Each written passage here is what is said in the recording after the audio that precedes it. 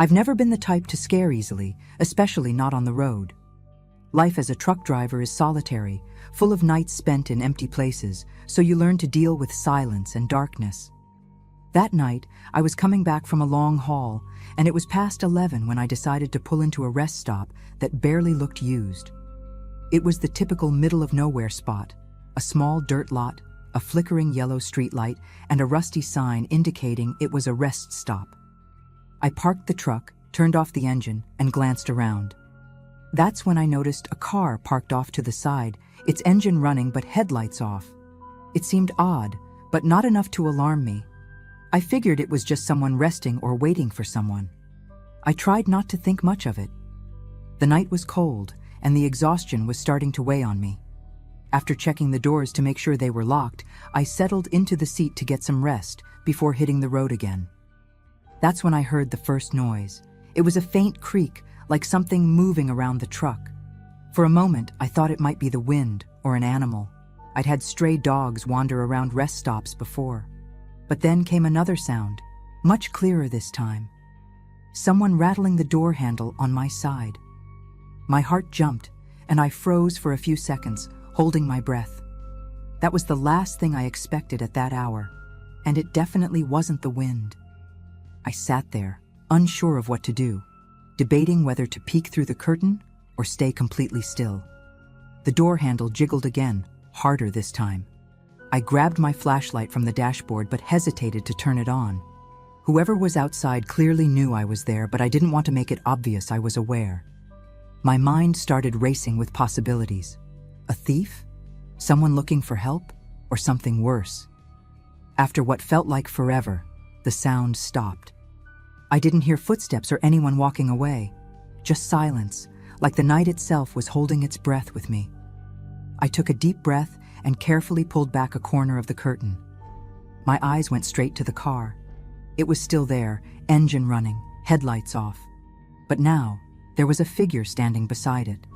I couldn't make out many details, but it was tall and thin, standing completely still. The dim light from the flickering street lamp barely illuminated the area, but it was enough to tell the person was facing my truck, almost like they were staring at me. A chill ran down my spine. I tried convincing myself it was just a fellow traveler, but something about their posture, their absolute stillness, felt off. It was like their presence carried something wrong. My hands trembled as I held the curtain, keeping an eye on the figure without moving too much. I couldn't look away. Suddenly, they moved. Not like someone walking, but in a quick, strange way, almost like they slid toward the car. Before I could process what I'd just seen, the car door opened, but no one got inside. The figure stood there, leaning partially into the car, as if speaking to someone or looking for something. I sat frozen, unable to move, but a part of me knew I needed to do something. My first instinct was to start the truck and get out of there, but the thought of drawing attention terrified me even more. Then I heard another sound, this time closer.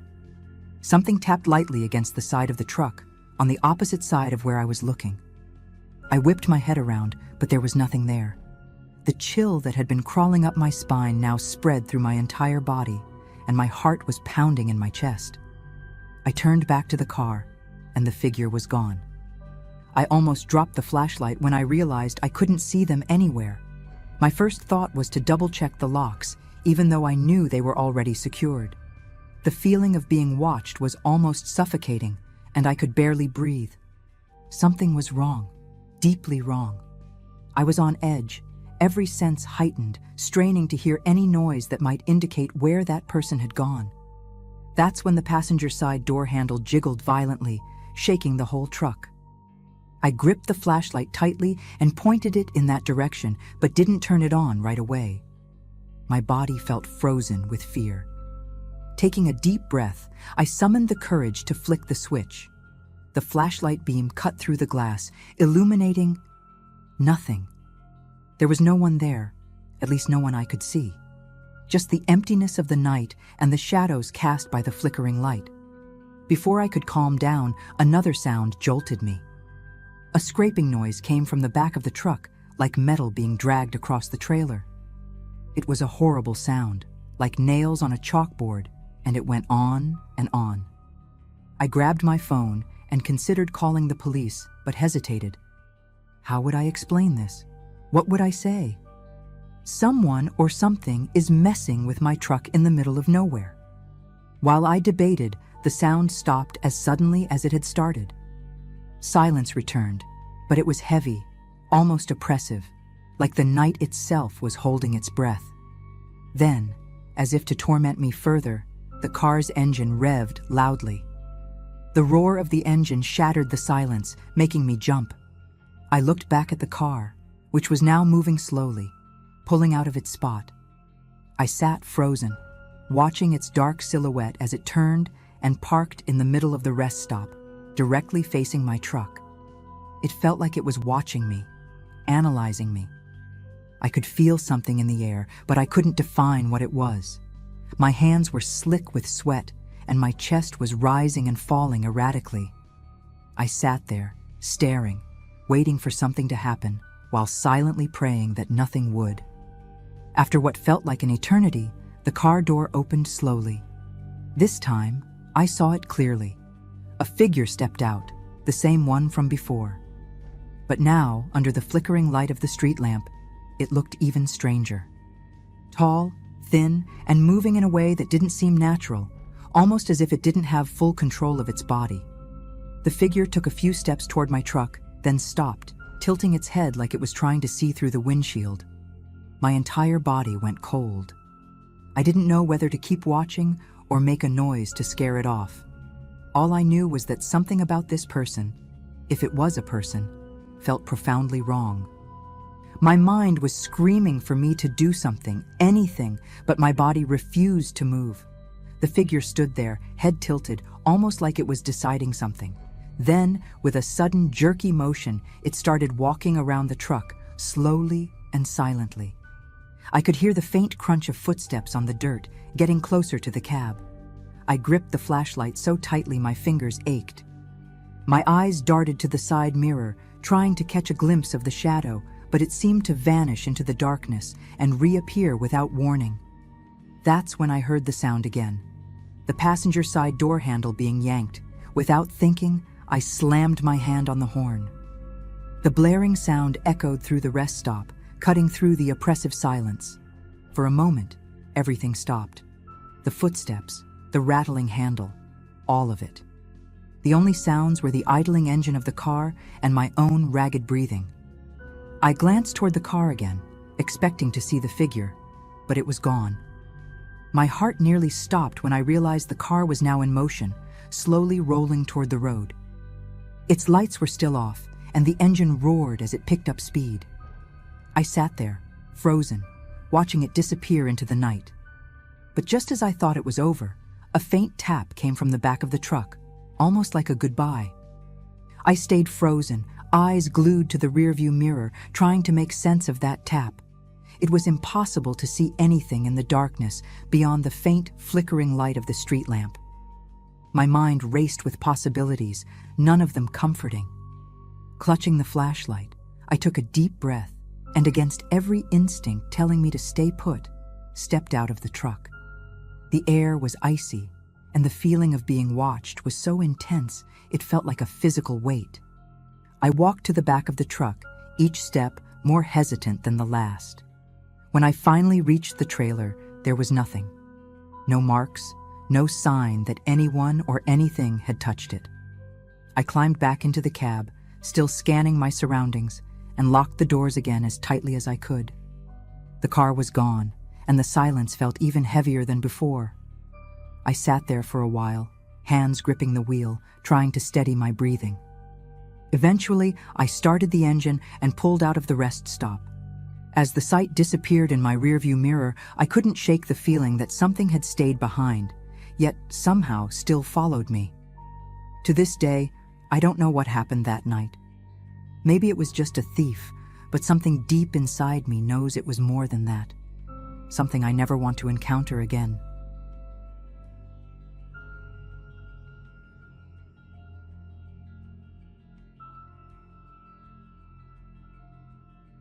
I've never been the type to take unknown shortcuts, but that day felt especially chaotic.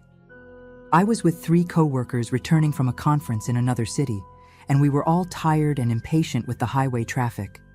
It was Jack's idea to cut through a neighborhood he claimed to know, a decision we should have never made. The place felt off the moment we entered.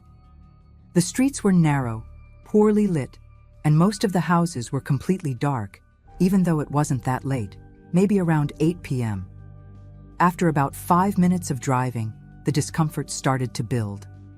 The street was so deserted that even the sound of the engine seemed too loud.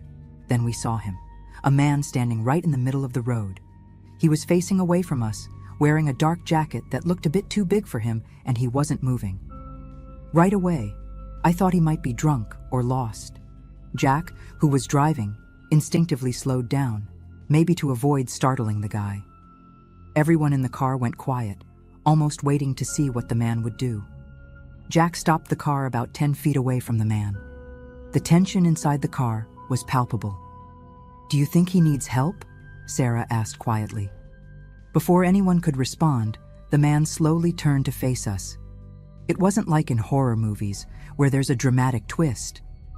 It was strange because he seemed empty. His face was mostly in shadow, dimly lit by the headlights, but you could make out a hard, almost emotionless expression.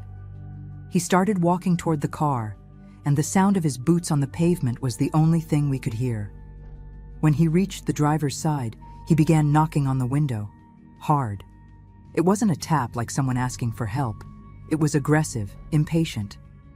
Jack cracked the window slightly, maybe to ask what was wrong, but before he could say anything, the man hit the glass even harder, shouting something none of us could understand. Then the worst thing happened. Out of the corner of my eye, I saw movement near a parked car. Another man emerged from behind it and started trying to open the back door where Sarah was sitting. He was crouched, like he wanted to catch us off guard. Jack rolled the window up in a panic and yelled, "Hold on tight!" Before anyone could react, he slammed on the gas.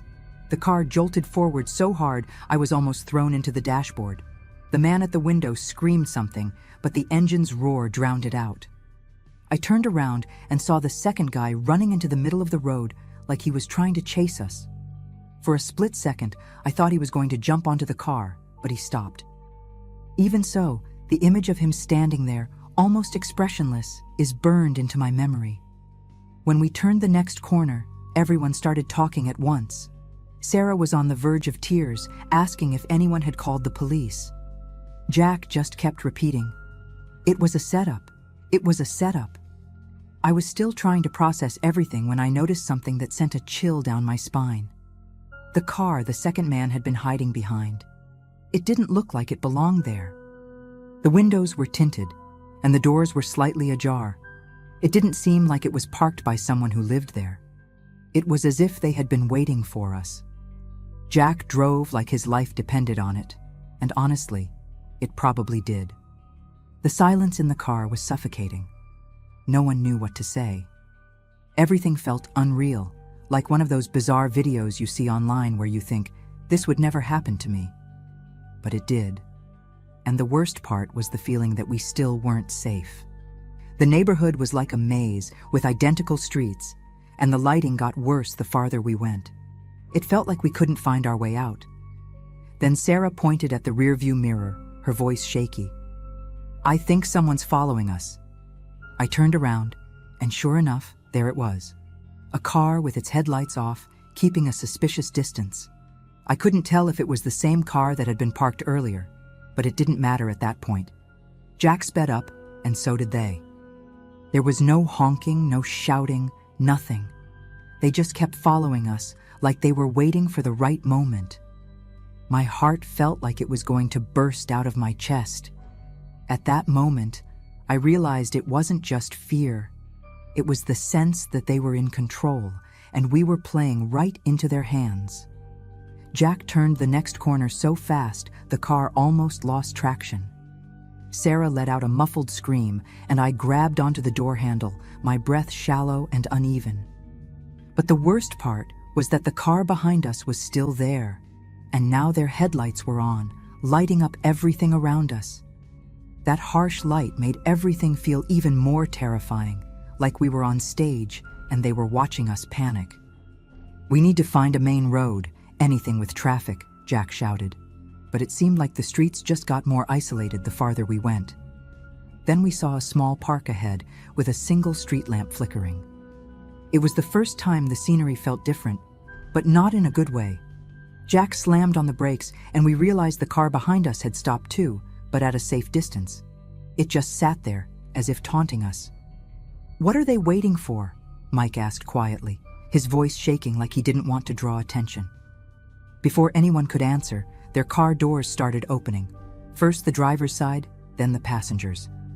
I didn't wait to see more. I yelled at Jack to get us out of there. Jack didn't need another warning. The second those men stepped out, he floored the gas again, the engine roaring as we sped past the park. I kept looking behind us, half expecting them to run after us on foot, but they didn't. Still, it felt like we were being hunted. The neighborhood was like a trap, with no clear way out. Every corner felt like it could lead us right back into their hands. "There has to be a way out," Mike muttered, but no one answered. The headlights behind us were getting closer, and then suddenly, they went out again. The darkness swallowed them. Jack kept driving, but his hands were shaking on the wheel. I could hear his heavy breathing, even in the silence. No one dared to speak. It was like we thought any noise would give us away. Then, up ahead, we saw something that gave us hope, an intersection leading to what looked like a bigger road. "There, over there," I yelled, pointing desperately. As we got closer, we finally saw streetlights and the faint glow of headlights in the distance. For a moment, it felt like we were safe. But then their car reappeared, faster this time, swerving toward us. Jack swerved to avoid them, nearly driving up onto the sidewalk. Their car sped past us, but instead of chasing us further, they stopped. Right in the middle of the road. It was bizarre. They didn't try to follow us again, didn't do anything threatening. They just turned off their engine and sat there. No movement, no sound.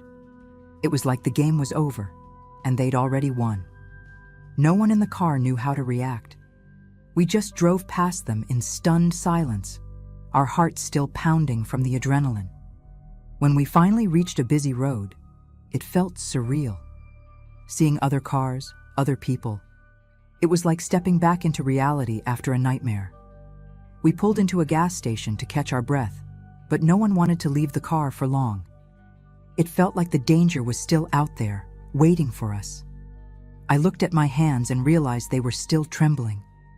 For the first time in a long while, I felt completely helpless, like nothing we could have done would have changed what happened that night. At the gas station, we decided to call the police. Jack was hesitant, saying they probably wouldn't be able to do much, but Sarah insisted.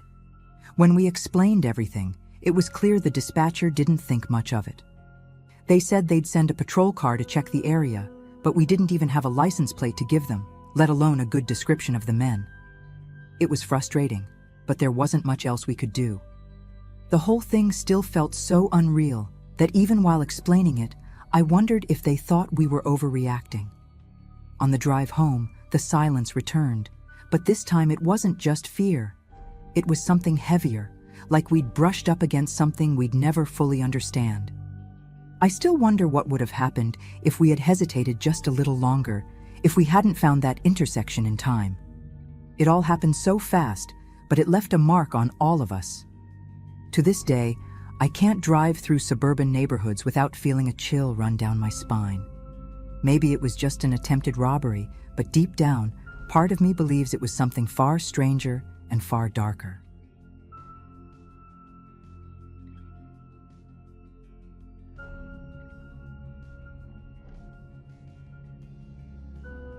Driving late at night always had its risks, but I enjoyed the quiet streets and the stillness that came with them.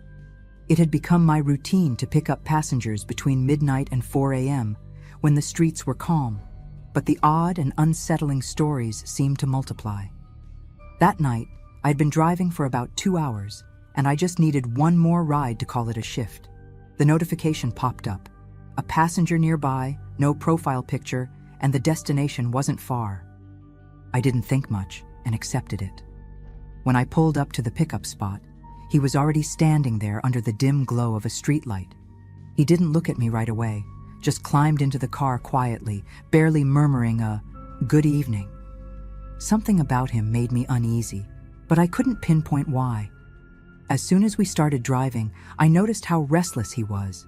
He couldn't sit still, constantly fidgeting with his jacket like he was hiding something underneath it. At first, I thought he might just be cold or anxious. Maybe he'd had an argument or was running from some personal drama. But then he started asking, in a low, urgent tone, how much longer it would take to get to his destination. I glanced at the GPS and told him it'd be about 15 minutes. He stayed quiet for a moment, then repeated the question like he hadn't heard me, or maybe like he was racing against some unseen clock. The atmosphere in the car grew tense. I turned on the radio softly, hoping to break the awkward silence, but he immediately asked me to turn it off, almost whispering, like the sound was too much for him. I tried to focus on the road, but it was impossible to ignore how strange he was acting. At every intersection, he glanced out the window like he was searching for something, or someone. My mind began racing.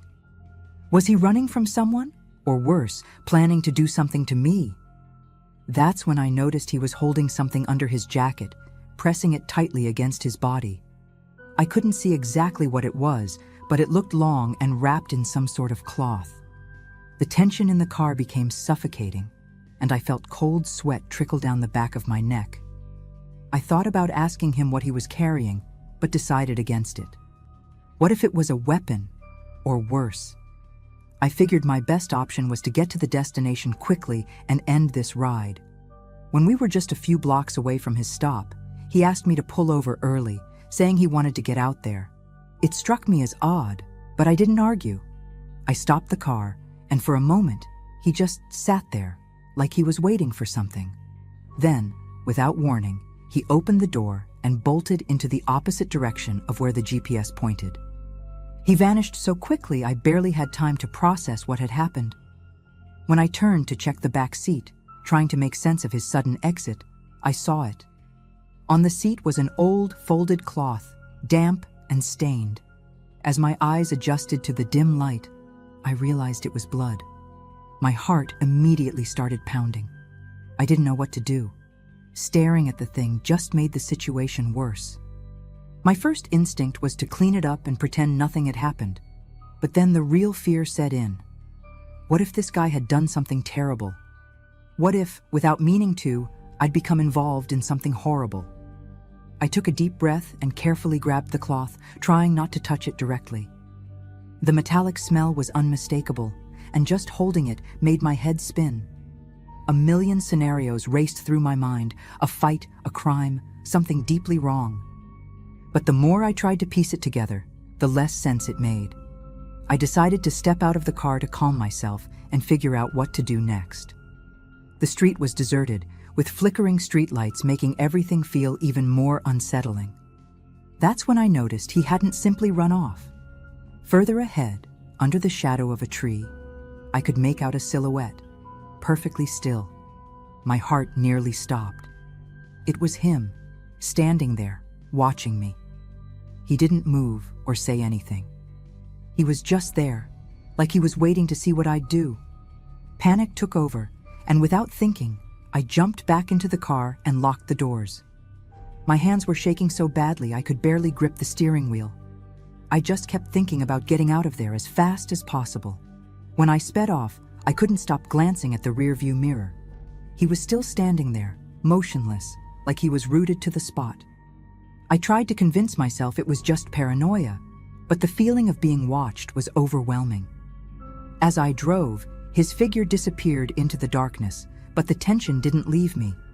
I grabbed the blood-stained cloth and threw it onto the passenger side floor, trying to block out the smell and the questions it raised. At every red light, I found myself scanning the area, half expecting him to appear out of nowhere. My mind was a chaotic mess, trying to make sense of what had just happened. Who was this guy? What was he carrying? And worst of all, why did he leave that behind? When I finally got home, I sat in the car for several minutes, too shaken to go inside. The thought of carrying a piece of evidence, of God knows what, terrified me. But what if I called the police? What would I even say? They'd ask questions, want details I didn't have. What if they thought I was involved? I decided to wrap the cloth in a plastic bag and throw it away far from my house. But when I picked it up again, I noticed something strange. It felt heavier than before, like there was something inside. My stomach turned. With trembling hands, I unwrapped the cloth, and what I saw nearly made me pass out. It wasn't just blood.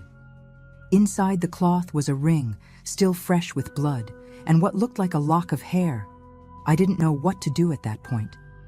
My body froze, and my mind scrambled for any logical explanation, but nothing made sense. Why would he leave something like that in the car? Was it a message, a warning, or just carelessness? Suddenly, paranoia hit me like a wave. I wrapped the cloth back up and shoved it into the plastic bag as quickly as I could. Just touching it made me feel like I was crossing some invisible line. That's when I started hearing noises. Faint sounds, like footsteps or the rustling of leaves. I looked around but didn't see anyone. Still, the feeling of being watched was unbearable. I drove to an empty lot far from my house, desperate to rid myself of the bag. When I got there, I grabbed it and walked to the nearest dumpster, my heart racing. As I approached, I felt it again, that heavy, suffocating presence. I didn't hear footsteps this time, but it was as if someone was right behind me. My heart was pounding so loudly, I thought it might burst. I didn't dare look back. I just tossed the bag into the dumpster and ran back to my car. As I slammed the door shut and locked it, I glanced in the rearview mirror, and there he was. The man, standing just a few feet from the dumpster, staring directly at me. The sight of him so close made me freeze. It was like I was trapped in my own nightmare. He didn't move, not for a second. He just stood there, watching, as if he was waiting for something. My first instinct was to floor the gas pedal, but my body wouldn't cooperate. My hands clung to the wheel, and the sound of my heartbeat drowned out all rational thought.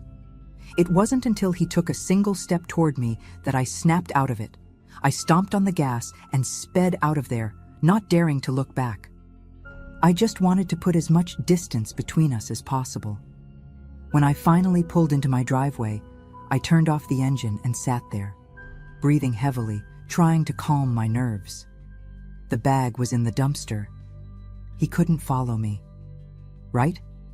That's what I kept telling myself, but deep down, I knew this wasn't over. I went inside, locked every door, and went straight to the shower, hoping to wash off the fear. But as the water poured over me, I felt it again. That strange, oppressive feeling that I wasn't alone. I stepped out of the bathroom, still clutching a towel, and peeked through the window. That's when I saw him. Across the street, standing in the shadows, he was there again, motionless. He knew where I lived. Even now, I can't get his image out of my head. Those eyes, staring at me from the darkness, haunt me every time I close mine. I don't know who he was or what he wanted, but I can't shake the feeling that somehow he's still watching.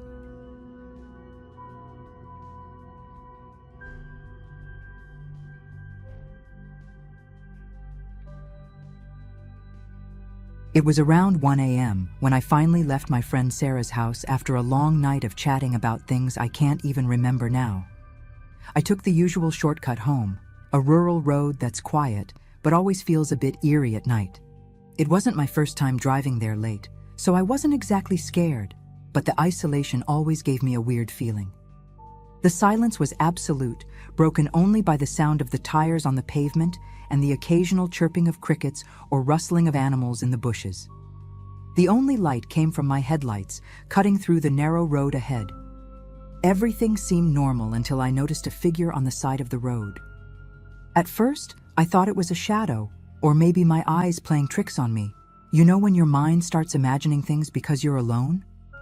But as I got closer, I realized it was someone. A person was walking along the shoulder, waving their hands like they were asking for help. My heart started racing. There weren't any houses nearby, nothing to explain why someone would be out there in the middle of nowhere at this hour. Instinctively, I slowed down, but not much, just enough to get a better look at what was going on. I kept my doors locked, of course. The figure looked like a man, but it was hard to tell. He was wearing a dark hoodie with the hood covering most of his face. I don't know why, but everything about him screamed at me not to stop. As I drove past him, I tried to get a better look, but he seemed to avoid the direct beam of the headlights, like he knew exactly how to stay partially hidden. My stomach churned, but I felt conflicted. What if he really needed help? At the same time, my gut told me to keep going. Then something happened that made me freeze. On the opposite side of the road, almost parallel to where the man stood, another figure stepped out from the trees, right at the edge of the shoulder. It happened so fast that my brain struggled to process it. This second figure was smaller, maybe a woman or even a teenager, but what terrified me was how they appeared, like they had been waiting in the darkness all along. My heart nearly jumped out of my chest. It didn't feel like a coincidence, you know? They seemed coordinated, like they knew I'd be passing by. I didn't think twice. I slammed on the gas and sped away as fast as I could, the roar of my engine echoing through the empty road. As I glanced in the rearview mirror, I saw them standing there, one on each side of the road, just watching me disappear into the darkness. Even after speeding off, I couldn't shake the scene from my mind. My hands were sweaty on the wheel, gripping so hard my fingers started to tingle. Why were they there? Was it a coincidence? Or had I just escaped something terrible? The worst part was the thought that maybe someone genuinely needed help. What if that man was lost or had been in an accident? But then I'd remember the second figure stepping out of the woods, and my stomach would churn all over again. Nothing about it felt right. The road was completely empty, no other cars in sight. It was like I was the only person in the world at that moment. Every turn, I kept glancing in the rearview mirror, expecting to see lights or something following me. But there was nothing, just the pitch-black night behind me. My mind was racing. I tried convincing myself it was paranoia, that I was blowing things out of proportion, but there was something about that situation that simply didn't make sense. And the way they stood there, motionless, watching, it gave me chills just thinking about it. When I finally reached a more populated stretch of road with a few houses and streetlights, I felt some relief, but not entirely. I pulled into a gas station that was still open and parked, sitting there for a while to calm down before continuing home. After a few minutes at the gas station, I still felt uneasy. The fear had passed, but the doubt lingered. Should I have called the police? Reported what I saw? But what would I even say? I saw two people on the road, and one came out of the woods. It didn't sound alarming when said out loud, but for someone who was there, it was a completely different thing. I tried to rationalize it. Maybe they were just two people lost, or someone needing help and a friend or relative nearby. But why would someone hide in the woods, and why didn't they ask for help together? None of it added up. Eventually, I decided to keep driving home. I was closer now and felt like the worst part was behind me. But that uncomfortable feeling of being watched stuck with me. I wasn't just checking the rearview mirror anymore. Now I was scanning both sides of the road, half expecting to see something emerge from the trees. That's when I saw something that nearly made me lose control of the car. Standing at the side of the road, farther ahead, was the same man who had waved earlier. It was him. I was sure of it. The dark hoodie, the same posture, everything. But it didn't make sense. I had driven for miles since I first saw him. How could he possibly have gotten there so fast? My body froze. For a second, I thought about braking, but my instinct made me hit the gas even harder. I passed him quickly, barely looking, but I saw enough to confirm it was the same person. This time, he wasn't waving. He was just standing there facing away from the road, but slowly turning his head as if he was watching me pass. What the hell was going on? I started to feel surrounded, like this wasn't just a coincidence. My heart was pounding and my hands were shaking on the wheel. Suddenly, that road I knew so well felt completely unfamiliar, like something was wrong with the place itself.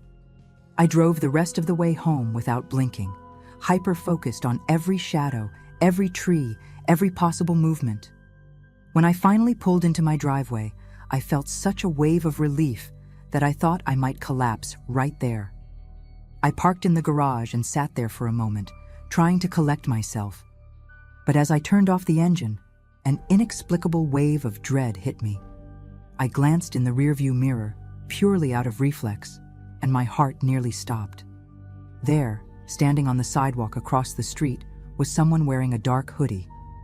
I couldn't see their face, but it was enough to send me running inside without looking back. I rushed into the house, nearly tripping on the steps as I unlocked the door. As soon as I was inside, I locked everything: the front door, the deadbolts, even the windows. My heart was pounding so hard it felt like it might burst. My mind was racing, trying to make sense of what was happening. Maybe it was paranoia. Maybe I was imagining things, connecting dots that weren't really there. But the feeling that something wasn't right was impossible to ignore. I grabbed my phone and thought about calling the police. But what was I going to say? That someone was following me with no real evidence to back it up? I sat in the living room trying to breathe and calm down, but every little sound made me jump. The wind outside, the creaking of the house. Everything seemed louder, more sinister. I stayed frozen for a long time, staring at the front door, waiting to hear a knock or see a shadow pass by the glass.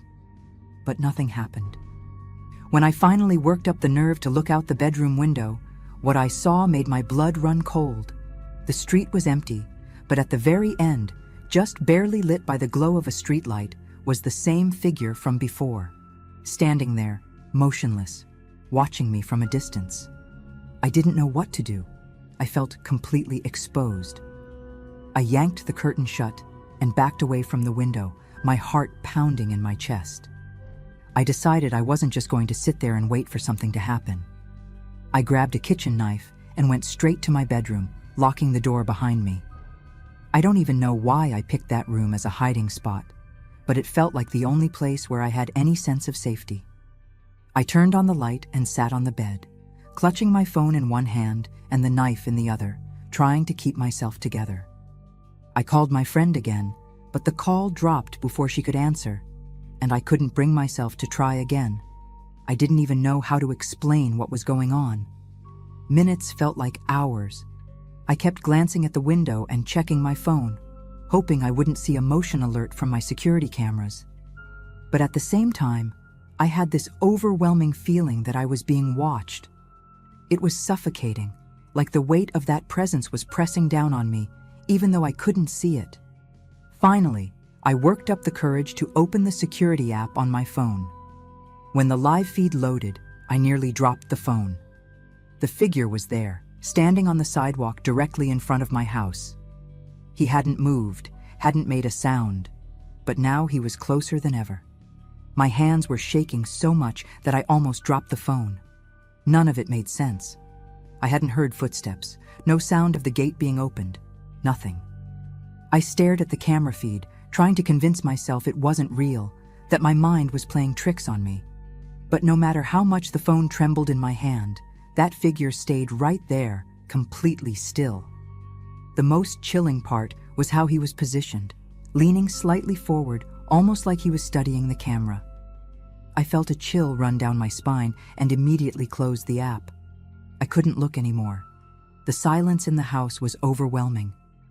I stayed there in the bedroom, trying to figure out what to do, but every option felt wrong. Leaving was out of the question, but staying made me feel like a sitting duck. I took a deep breath and decided to call the police, even if I didn't know how to explain what was happening. While I waited on hold, with the operator's automated voice droning in my ear, something made me glance toward the bedroom window. It was instinctive, like I just knew something was wrong. When I pulled the curtain back just a little, my blood froze. He was in the yard, near the fence, staring directly at my window. I dropped the phone immediately, the sound of the call still buzzing faintly in the background. I could barely breathe. How did he get there? I hadn't heard anything. No footsteps, no noise from the fence being moved. I stood frozen, staring through the gap in the curtain, until I noticed something even more disturbing. He wasn't exactly looking at me, but it felt like he knew I was there, like he could sense me. Then, almost imperceptibly, he tilted his head to the side, as if he were analyzing my reaction. My heart felt like it was about to explode. I bolted into the bathroom attached to my room, locking the door behind me. I turned on the shower to drown out the oppressive silence, but even the sound of running water seemed unnervingly loud. Each drop echoed like a ticking clock, marking the seconds until something would happen. I stayed there for what felt like an eternity, until everything went completely still. The wind, the water, even the house's creaks, it all stopped. Gripping my phone, I tried to open the security app again, but the cameras were offline. That was when I realized I couldn't hear anything outside anymore. Summoning all the courage I had left, I stepped out of the bathroom and looked through the bedroom window one last time. He was gone. No trace of him anywhere.